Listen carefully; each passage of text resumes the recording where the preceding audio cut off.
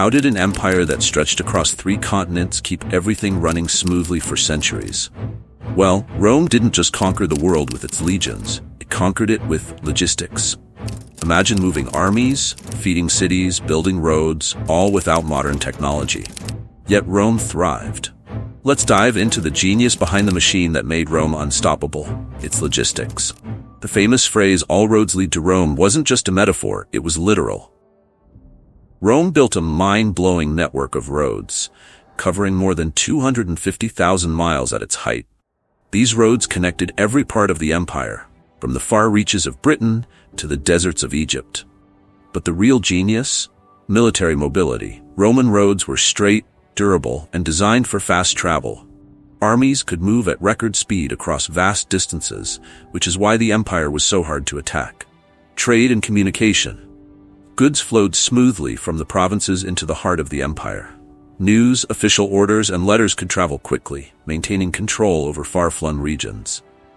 Rome didn't just build roads, they built highways of domination and commerce. Roman legions weren't just warriors, they were engineers, builders, and logistics experts. The military played a vital role in the empire's logistical success. Standardized equipment. Every Roman soldier carried almost identical gear, from weapons to tools. This uniformity made supply and repair much simpler. Need a new sword or tent? Easy. There were thousands more just like it. Mobile forts and camps. The Roman army would build a fortified camp at the end of each day's march, complete with roads, storage, and defenses. They didn't just rely on existing cities. They made their own bases of operations wherever they went. The Roman army wasn't just hard-hitting. They were self-sufficient logistical masters.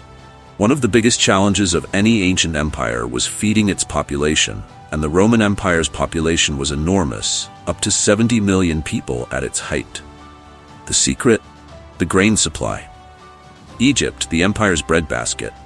After the conquest of Egypt, the Roman emperors turned the Nile Delta into the empire's key grain supplier. Massive shipments of wheat flowed from Alexandria to Rome, feeding the urban poor and preventing famine. Nona. The state-controlled system that distributed grain to Roman citizens. A nona was not just an economic tool, but a political one. Keeping the masses fed kept them happy and loyal. Rome knew that hungry people led to rebellion, so they perfected the art of feeding their empire.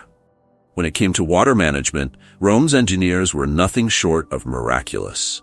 They transformed cities by building vast aqueduct systems to clean, fresh water, some of which still stand today.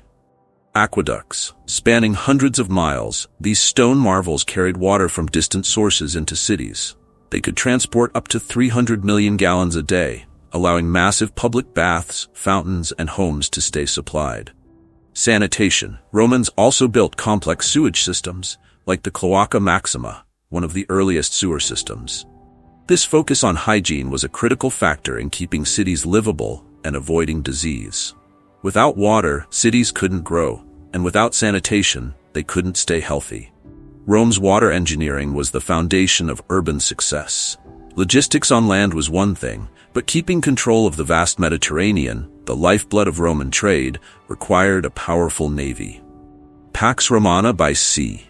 The Roman navy patrolled the Mediterranean, ensuring that trade routes were safe from pirates. It wasn't just about moving soldiers, it was about protecting commerce and keeping goods flowing. Shipping innovations. Roman ships were built for efficiency, carrying vast amounts of cargo from grain to luxury goods. This maritime trade fueled the empire's economy and kept its cities supplied with everything from food to exotic imports. Rome didn't just conquer land, it ruled the seas. The genius of Rome's logistics was not limited to its cities and armies. It extended into the provinces, where the empire had to maintain control over diverse peoples and lands. Provincial governors. Rome placed governors in key areas, like Gaul, Egypt, and Judea. These officials collected taxes, maintained law and order, and oversaw infrastructure projects, all while reporting back to Rome. Local allies. Rome often incorporated local elites into its system, creating a network of loyal rulers who could govern on Rome's behalf. By doing so, the empire reduced rebellion and ensured that local resources were used efficiently. Rome wasn't just an empire of conquest, it was an empire of administration, using logistics to govern effectively. The construction of monumental buildings like the Colosseum required vast amounts of materials: stone, marble, timber, and metal. How did they move these enormous quantities across the empire? Marble from Greece, stone from Italy. Rome used its roads and rivers to transport heavy materials. Quarry workers in far-off provinces would extract materials, which were then floated down rivers or transported by sea to Rome. Slave labor and skilled craftsmen. Rome's engineering projects relied on an enormous workforce, including slaves and skilled artisans, who handled everything from stone cutting to intricate mosaics. The logistics behind Roman architecture were as impressive as the buildings themselves. An empire of this size required a complex and efficient bureaucracy to manage taxes, trade, and construction projects. Roman officials developed advanced record-keeping systems to track everything from census data to grain shipments. Imperial posts. The Roman Empire had an efficient courier system, with riders who could deliver messages across the empire in days. Officials relied on this system to stay informed, and it allowed the central government to react quickly to issues in the provinces. Standardized taxes. The Roman tax system was highly organized, ensuring that the empire could collect the resources it needed to fund its armies, public works, and government functions. The Romans didn't just conquer land. They created a bureaucracy that kept everything in order.